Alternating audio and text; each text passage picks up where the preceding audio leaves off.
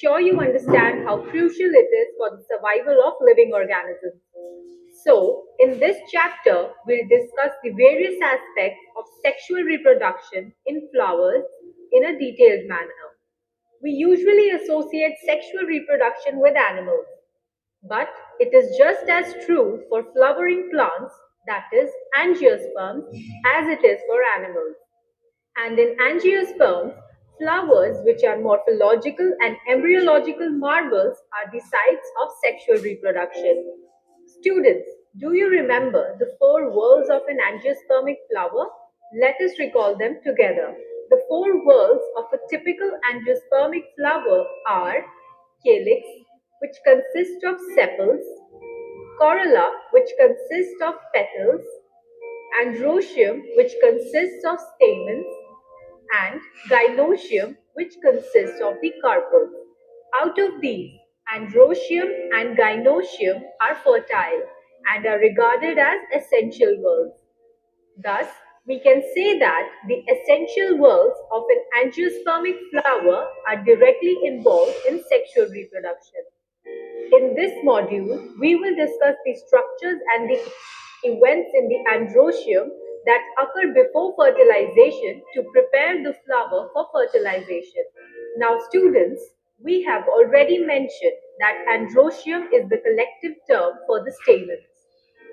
But can you tell me what are the parts of a typical stamen? Correct. A typical stamen consists of a terminal bilobed anther and a long, slender stalk-like filament. The filament is joined to the anther on one end and either to the thalamus or the petal on the other. Let us now discuss the structure of a typical anther. An anther is typically divided into two lobes. Hence, it is said to be bilobed. These two lobes are separated by a deep groove in front, but not completely detached from one another. A band of vasculated sterile tissue called connective keeps the two lobes connected. Now within each lobe, you'll find a microsporangium at each of its two corners. Hence, a typical four-sided tetragonal anther has four microsporangia, and it is called tetrasporangiate. So students, what is microsporangium? Well, microsporangium is a homogeneous mass of meristematic cells that gives rise to the pollen sacs. When a flower attains reproductive maturity, the pollen sacs become filled with pollen grains.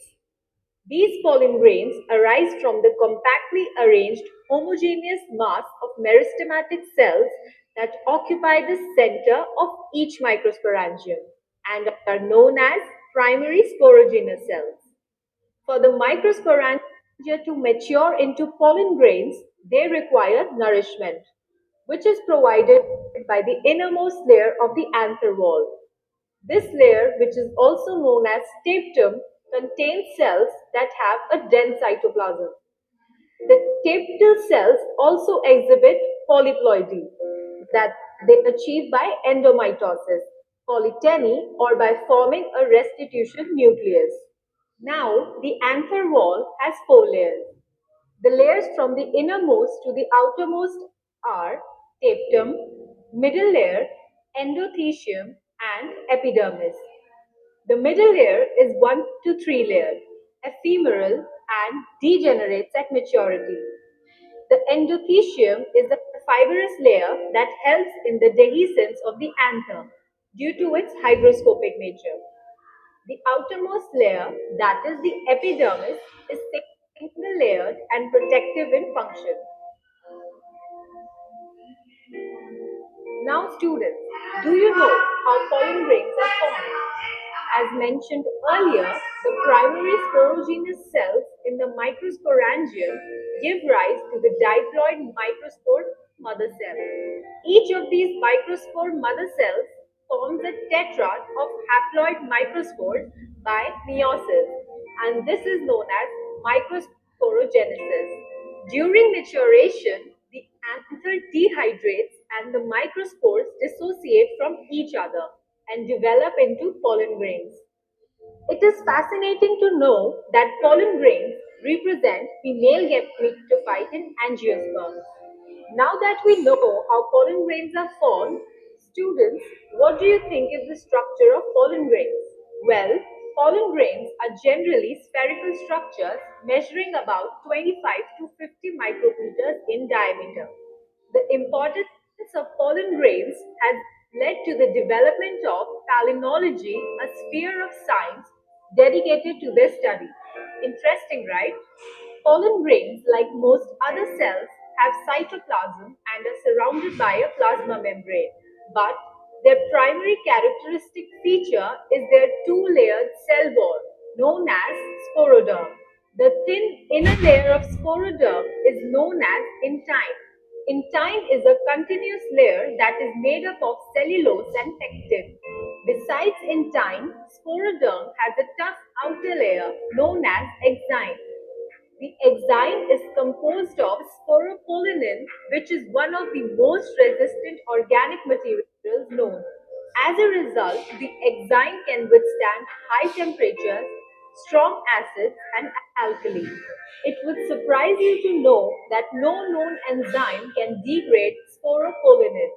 Exine has also prominent apertures called germ pores where sporopollenin is absent. So, students, what do you think is the significance of this exine layer? Well, due to the presence of sporopollenin, pollen grains are well protected from hazardous environments and are even well preserved as fossils. Moreover, the exine exhibits a fascinating array of patterns and designs that are of taxonomic significance. The presence of exine should make pollen grains immortal, right? Surprisingly, the pollen grains retain the ability to germinate on landing on the stigma for a particular period, which is known as pollen viability. This period is highly variable and depends on the prevailing temperature and humidity. The pollen grain that we have discussed until now is still the immature male gametophyte, but pollination occurs at two-cell stage in 60% of the angiosperms and at the three-cell stage in the rest. The pollen at the second or the third cell stage is said to be the mature male gametophyte. So, now let us take a look at the vegetative cell and the generative cell formed by the mitotic division of the pollen grain.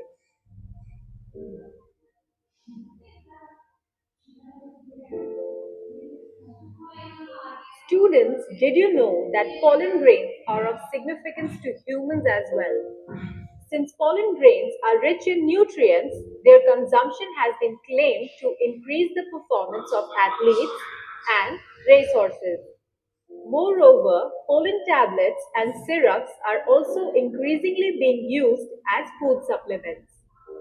But pollen grains also have their share of demerits. Pollen grains of many species cause severe allergies and bronchial afflictions, leading to chronic respiratory disorders in some people.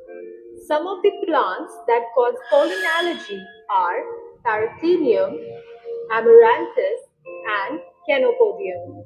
Nevertheless, pollen grains play an important role in plant breeding programs for conservation. Hence, they are stored for years in liquid nitrogen at minus 196 degrees Celsius in a process known as cryopreservation. These storage centers are also known as pollen banks. So students, in this module, we discussed about the structure of androecium, the formation and the structure of pollen grains, and the significance of pollen grains.